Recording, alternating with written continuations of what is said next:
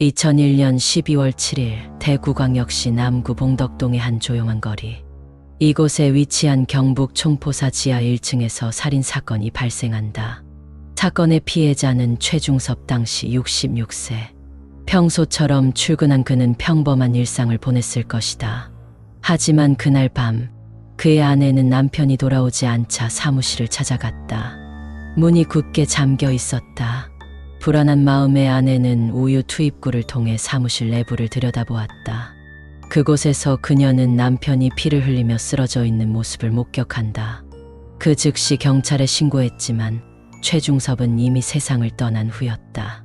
경찰이 현장에 도착했을 때 출입구 근처에서 최중섭의 시신을 발견했다. 그는 목과 옆구리 등 급소 7곳을 칼에 찔린 채 사망했다. 시신 주변엔 현금도 그대로였고 금고 역시 건드린 흔적이 없었다. 이상하게도 진열장에 있던 엽총 2자루만 사라진 상태였다. 이것은 단순한 강도 사건이 아니었다. 급소를 정확히 찌른 치밀한 공격 방식. 아무런 저항의 흔적조차 남기지 않은 범인의 태도는 이 사건이 전문적인 킬러의 소행이라는 의심을 불러일으켰다. 하지만 이 비극적인 사건의 실마리는 쉽게 풀리지 않았다. 이 사건이 발생한 지 불과 며칠 후 대구 달서구의 기업은행 성서공단 지점에 복면을 쓴 한 남자가 나타난다. 그 남자는 엽총 2자루를 들고 있었다. 총구를 겨누며 그는 은행 직원을 위협했고 직원들이 머뭇거리자 무차별적으로 실탄을 발사했다. 그가 던진 스포츠 가방 2개에 돈을 담으라는 지시를 받은 직원들은 공포에 떨며 지시에 따를 수밖에 없었다. 범인은 현금 1억 2,600만 원을 탈취한 후 흰색 매그너스 차량을 타고 유유히 도주했다. 그날 오후 대구 달성군 화원읍의 한 아파트 주차장에서 불타고 있는 흰색 차량이 발견되었다. 그 차량은 은행 강도 사건에 사용된 범인의 차였다. 차량 내부에서는 경북 총포사에서 사라진 엽총 2자루와 은행에서 훔친 돈 가방이 불에 탄 상태로 발견되었다. 범인은 오직 현금만 챙기고 증거를 모조리 불태운 후 흔적도 없이 사라졌다. 경찰은 현장에서 증거를 수집했지만 은행 CCTV에 찍힌 영상과 몇몇 목격자의 진술 외에는 범인을 특정할 수 있는 단서를 찾지 못했다. 사건은 점차 미궁 속으로 빠져들었다. 2001년 대구에서 벌어진 이 연속적인 범죄는 대중에게 큰 충격을 주었다. 경북 총포사에서 일어난 살인사건과 불과 며칠 후 발생한 은행 강도 사건이 연관되어 있다는 점에서 경찰은 범인이 동일인일 가능성을 염두에 두었다. 그런데 범인의 수법은 흔한 범죄자와는 확연히 달랐다. 첫 번째 사건에서 범인은 피해자 최중섭의 급소를 정확히 찔러 살해했다. 마치 훈련받은 킬러처럼 치밀하고 신속하게 일을 처리한 것이다. 이에 대해 여러 전문가들은 범인이 수렵 활동에 익숙한 사람일 가능성이 높다고 보았다. 동물의 급소를 정확히 찔러 해체하는 방식과 비슷했기 때문이다. 또한 은행 강도 사건에서도 엽총을 능숙하게 다루는 모습을 보여준 점에서 총기 사용에 능통한 인물일 가능성이 높았다.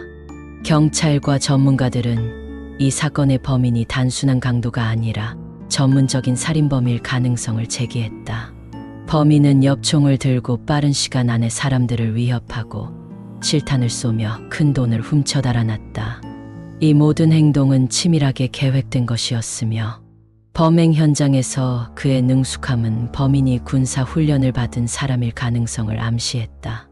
사건이 발생한 지 약 18년이 지난 2019년 SBS의 그것이 알고 싶다 팀이 이 사건을 다시 주목했다.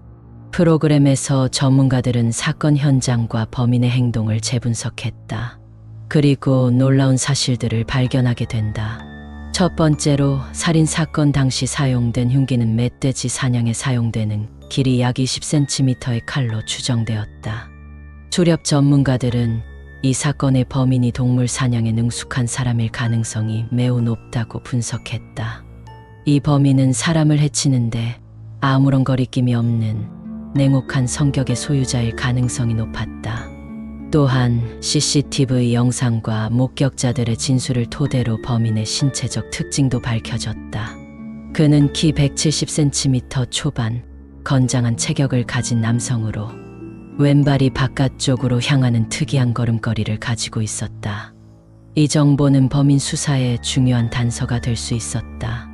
그것이 알고 싶다 방송 이후 범인에 대한 제보가 쏟아졌다.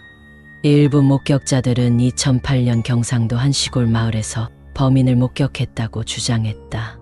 특히 한 제보자는 대구에서 멧돼지 사냥을 즐기며 총을 다룰 줄 아는 이 씨라는 인물이 이 사건의 범인일 가능성이 높다고 제보했다. 이 씨는 경찰 조사에서 혐의를 부인했지만 그의 주변인들은 이 씨가 과거에 도박으로 큰 돈을 잃고 폭력적인 성향을 보였다는 증언을 했다. 심지어 술에 취해 사람을 죽였다는 말을 하기도 했다는 소문까지 퍼졌다. 그러나 아직도 이 씨가 범인이라는 결정적인 증거는 나오지 않았다. 22년이 지난 지금도 대구 총포사 살인 사건은 미궁 속에 갇혀 있다. 많은 이들이 이 사건의 범인이 누구인지 궁금해하며 아직까지도 그날의 진실을 밝히려 애쓰고 있다.